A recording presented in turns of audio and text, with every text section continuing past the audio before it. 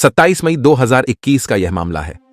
Police control room को एक phone आता है जिसमें बताया जाता है कि कोलार पुलिस स्टेशन के पास अमरनाथ कॉलोनी में एक लाश पड़ी हुई है जिसे कुत्ते और सुअर नोच रहे हैं। जैसे ही पुलिस को यह सूचना मिलती है वे तुरंत मौके पर पहुंचते हैं। वहां पहुंचने पर पुलिस देखती है कि उस लाश को काफी हद तक जानवरों ने खा लिया है, जिससे उसके शरीर पर कुछ ऐसा हिस्सा भी नहीं बचा था जिससे पहचान की जा सके कि यह लाश किसकी है। यह पुलिस के लिए एक कठिन घड़ी थी। पुलिस ने आसपास के लोगों से पूछताछ की और सीसीटीवी कैमरों की जांच भी की। तब जाकर पुलिस को एक सुराग मिलता है। कपड़ों के आधार पर उस व्यक्ति की पहचान हो जाती है कि आखिर यह व्यक्ति कौन है। पुलिस इंस्पेक्टर ने जिस खूबसूरती से इस मामले का खुलासा किया, उससे न केवल उस प्रदेश में बल्कि पूरे भारतवर्ष में उस पुलिस अधिकारी की प्रशंसा होने लगी। इसके बाद यह मामला चर्चा का विषय बन जाता है। केंद्रीय गृह मंत्रालय ने उस पुलिस अधिकारी को सम्मानित भी किया और एक बार फिर यह घटना लोगों के बीच चर्चा का विषय बन गई। दरअसल यहां एक नहीं बल्कि 2 हत्याएं हुई थीं।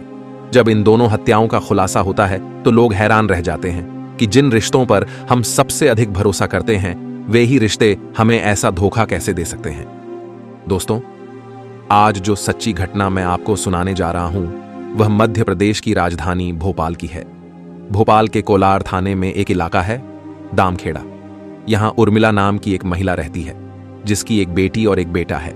29 मई 2021 को एक काबिल पुलिस इंस्पेक्टर जिनका नाम चंद्रकांत पटेल है इस मामले की जांच के लिए मौके पर पहुंचते हैं और उर्मिला से बातचीत शुरू करते हैं। बातचीत के दौरान इंस्पेक्टर पटेल सबसे पहला सवाल करते हैं, तुम्हारे पति कहां हैं? उर्मिला जवाब देती है, साहब, तीज का वह दिन था, उससे एक दिन पहले की बात है। वे थोड़े नाराज थे। उन्होंने बेटी और बेटे को गले लगाया, उनके माथे को चूमा और मुझे ऑटो की एक चाबी दी। उसके बाद वे चले गए। इंस्पेक्टर फिर पूछते हैं, कितने साल हो गए होंगे? उर्मिला जवाब देती है, लगभग 5 साल तो हो ही गए होंगे। 2021 में यह सवाल किया जा रहा था तो 5 साल पीछे जाने पर यह 2016 की बात होती है। इंस्पेक्टर पटेल आगे पूछते हैं, 2016 से 2021 तक तुमने यह जानने की कोशिश नहीं की कि तुम्हारे पति आखिरकार कहां गए? क्या तुमने पुलिस से संपर्क नहीं किया? उर्मिला कहती है, साहब, मैं पुलिस के चक्कर काटते काटते थक चुकी थी। कई बार पुलिस अधिकारियों से भी संपर्क किया लेकिन किसी ने एफआईआर दर्ज नहीं की और न ही मामले की जांच की। यह सुनकर पुलिस अधिकारी को बड़ा आश्चर्य हुआ। उन्होंने कहा, जो भी कागजात तुमने पुलिस को दिए होंगे उन्हें लेकर आओ। उर्मिला कहती है, साहब, बात पुरानी हो चुकी है। वैसे भी कागजात रखने का मेरा कोई ऐसा तरीका नहीं था, पर मैं कोशिश करती हूं। वह घर में कागज ढूंढती है पर वह कागज नहीं मिल पाता जिससे यह पुष्टि हो सके कि उसने शिकायत दर्ज कराई थी। इस पर पुलिस अधिकारी थोड़े असमंजस में पड़ जाते हैं। इसके बाद इंस्पेक्टर चंद्रकांत पटेल उर्मिला की 16 वर्षीय बेटी और 15 वर्षीय बेटे से सवाल करते हैं, क्या तुम्हारे पापा की कोई खबर है? दोनों बच्चे एक ही बात बताते हैं। वो आते हैं, हमें गले लगाते हैं, माथे को चूमते हैं, ऑटो की चाबी देते हैं और चले जाते हैं। दोनों का जवाब समान था जिससे मामला और उलझने लगा। इसी बीच इंस्पेक्टर के पास एक फोन कॉल आता है। वह उर्मिला और बच्चों को शांत करते हुए कहते हैं, तुम सब शांत रहो, मैं बात कर रहा हूं। जब इंस्पेक्टर फोन उठाते हैं तो दूसरी तरफ से आवाज आती है, एक लाश मिली है। इंस्पेक्टर जवाब देते हैं, हां, जानकारी तो आई है कि कंकाल मिला है। यह सुनते ही इंस्पेक्टर को गुस्सा आ जाता है। वह उर्मिला को कठोर लहजे में कहते हैं, देखो, तुम ये समझ लो कि अब कोई चारा नहीं है। अगर यह साबित हुआ कि यह लाश तुम्हारे पति की है तो तुम भी जेल जाओगी और तुम्हारी बेटी और बेटा भी जेल जाएंगे। तुम सबकी पूरी जिंदगी सलाखों के पीछे ही कटेगी। जैसे ही पुलिस इंस्पेक्टर ने यह बात कही, उर्मिला का चेहरा डर और घबराहट से थरथराने लगा और वह रोने लगी। इंस्पेक्टर चंद्रकांत पटेल, जो साइकोलॉजी में भी पढ़ाई कर चुके थे, उसकी भावनाओं को पढ़ने की कोशिश कर रहे थे। उन्हें पता था कि किसी व्यक्ति का चेहरे का हाव भाव कैसे बदलता है और इसी आधार पर उन्होंने एक मनोवैज्ञानिक तीर चलाया। यह अंधेरे में तीर चलाने जैसा था, लेकिन उन्हें यह उम्मीद नहीं थी कि वह निशाने पर लग जाएगा। जैसे ही इंस्पेक्टर ने कंकाल और जमीन में दफनाई गई लाश का जिक्र किया, उर्मिला घबराकर कहने लगी, साहब, मेरे बच्चों को कुछ नहीं होना चाहिए, मैं आपको सब कुछ बता दूंगी। इंस्पेक्टर ने शांत स्वर में कहा, ठीक है, सब सच सच बताओ। उर्मिला ने कांपते हुए अपनी कहानी शुरू की। उसने बताया कि उसका पति विकलांग था और देखने में भी आकर्षक नहीं था। उससे अपने पति से पहले ही कोई लगाव नहीं था। इसी दौरान उसे अपने देवर में रुचि होने लगी। उसका देवर उसे बहुत अच्छा लगने लगा और वह उसकी तरफ आकर्षित होने लगी।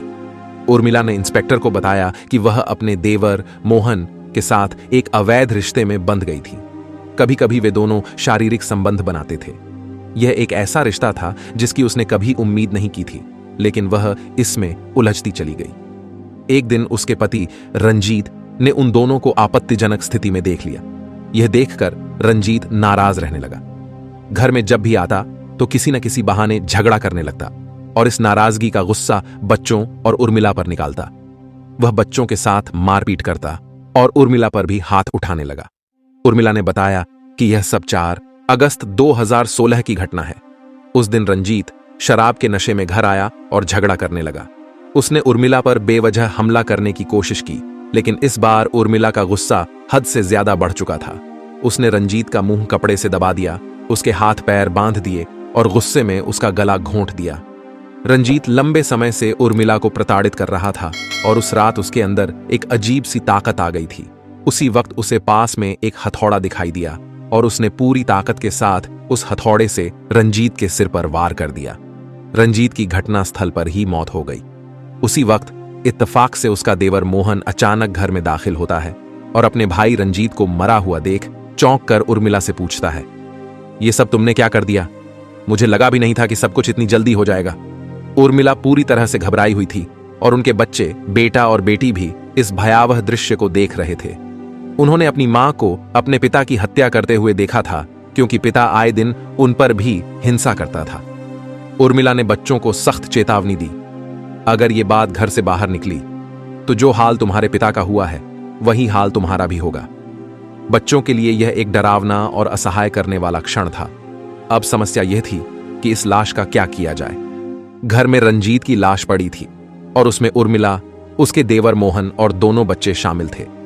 घर में ही एक सेप्टिक टैंक का निर्माण चल रहा था, जिसके लिए गड्ढा खोदा गया था, लेकिन काम अभी बाकी था। मोहन ने सोचा कि लाश को कहीं दूर ले जाने से बेहतर है कि इसे उसी गड्ढे में दफना दिया जाए और इसके बारे में किसी को कुछ पता न चले। मोहन ने सुझाव दिया, घर का नक्शा जिस तरह से बनवाया जा रहा है उसे थोड़ा बदल देते हैं ताकि किसी को शक न हो। लाश को इस गड्ढे में दबा देंगे और सेप्टिक टैंक के काम को जैसे था वैसे ही चालू रखेंगे। इस योजना के तहत उन्होंने रंजीत की लाश को उसी गड्ढे में दबा दिया और ऊपर से निर्माण कार्य को पूरा कर दिया ताकि किसी को इस बारे में कुछ पता न चल सके।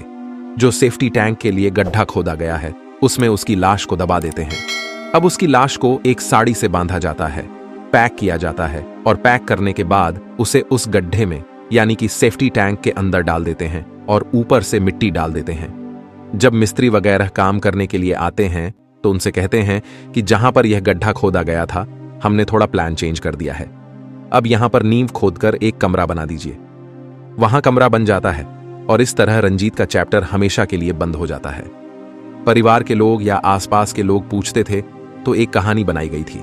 इस कहानी को सभी ने रट लिया था कि बस इससे ज्यादा नहीं बोलना है, नाप तौल कर बोलना है कि वह गुस्से में आए थे, बच्चों के माथे चूमते हैं, गले लगाते हैं, ऑटो की चाबी देते हैं और यहां से चले जाते हैं। इसी कहानी के 7 साल 2016 निकल जाता है, फिर 2017, 2018, 2019, 2020 और 2021 भी निकल जाते हैं। इस तरह से समय चलता चला जाता है और पुलिस अधिकारी को जब सूचना मिलती है तो उच्च अधिकारियों को सूचना दी जाती है और साथ ही टीम को मौके पर बुलाया जाता है। गड्ढा खुदवाया जाता है और उसमें से कंकाल निकल आता है, साड़ी भी निकल आती है। अब वो पुलिस अधिकारी पूछता है, ठीक है पति तो मिल गया, लेकिन देवर को क्यों मारा? ये बात समझ से परे है। जब देवर के मारने की बात सामने आती है तो उससे फिर पूछा जाता है। वो रोने लगती है, लेकिन उसे बताया जाता है कि जो सच है वो तो बताना ही पड़ेगा। अगर नहीं बताओगी तो पुलिस अपने तरीके से पूछताछ करेगी। दरअसल दैनिक भास्कर की रिपोर्ट और पुलिस की रिपोर्ट कुछ मामलों में मैच नहीं करती, लेकिन कई मामलों में दोनों रिपोर्ट्स में समानताएं हैं। कहानी इस तरह से शुरू होती है कि देवर अपने बड़े भाई की हत्या में शामिल हो जाता है और उसकी लाश को ठिकाने लगाने में भागीदार बनता है। इसके बाद वो उसी घर में रहने लगता है जैसे कि वो उस घर का मालिक हो। भाभी के साथ उसके अवैध संबंध भी स्थापित हो चुका था। अब उसे कोई रोकने वाला, टोकने वाला नहीं था। जब मन करता था जैसे मन करता था वो वैसे ही करता था। वक्त जैसे जैसे आगे बढ़ता गया उसकी इच्छाएं भी बढ़ने लगती हैं। उसे शराब पीने की आदत लग गई और जो घर था वो किराए पर देने लगा, जिससे उसे इनकम होने लगी। भाभी जो घर घर काम करती थी, वहां से जो इनकम होती थी उसे भी वो छीनने की कोशिश करता था।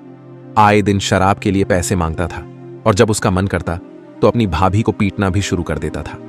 हद तो तब हो जाती थी जब अपनी भतीजी पर वो गंदी नजर रखने लगता है और अपने भतीजे को भी बेवजह पीटने लगता है। दोनों बच्चों के दिलों और दिमाग में दहशत बैठने लगती है और यह हद तब पार हो जाती है जब एक दिन उसने अपनी सगी भतीजी को बुरी नीयत से दबोच लिया और उसके साथ गंदा काम करने की कोशिश करने लगा। अचानक मां के घर में एंट्री होती है और मां को इतना गुस्सा आता है कि वो डंडे से अपने देवर को पूरी तरह से पीट देती है। वो गंभीर रूप से घायल हो जाता है। फिर मां अपने बेटे से कहती है, इसे यहां से ले जाकर कहीं दूर फेंक के आओ। मुझे ऐसे शराबी और इस तरह के इंसान को घर में नहीं चाहिए। बिल्कुल भी जरूरत नहीं थी। पड़ोसी की मदद से, जो उनके घर पर किराएदार रहता था, उसकी मदद से चाचा को स्कूटर पर बैठाकर वह लड़का उसे अमरनाथ कॉलोनी के पास कोलार पुलिस स्टेशन के पास फेंक देता है। वहां एक नदी है, काली सोत नदी, जिसके किनारे वो उसे छोड़ देते हैं। वहां पड़ा रहेगा तब तक वह जिंदा था, लेकिन कोई नहीं जानता था कि कुछ दिन में वो मर जाएगा, क्योंकि जहां उसके सिर में चोट लगी थी वहां से खून बहुत ज्यादा बह रहा था और वह मर जाता है।